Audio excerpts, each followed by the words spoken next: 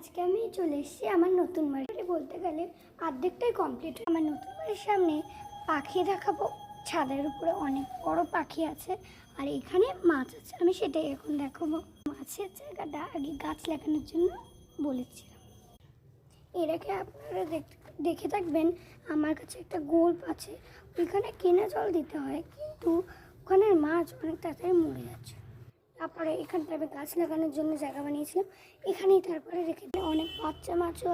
গাছটা হলো জলপদ্ম, এটার নামটা জানি না, শ্যাওলা দেওয়া হয়েছে মাছগুলো যাতে লুকিয়ে থাকতো। দেখার জন্য অল্প জায়গা, ঝাঁক মাছ, ছাদের ছোট গাছ আছে। এখানে 30টা পাখি প্রথমে রাখা হয়েছিল, তারপরে একটা বদ্রি পাখি মারা গেছে, ছোট্ট পাখিও মারা গেতে পারছে। 3টে পাখি, 4টে পাখি, আমার নাম মনে পড়ছে না, আপনাদের জানলে কমেন্টে বলে দেবেন। আবার ডিমও পেরেছে।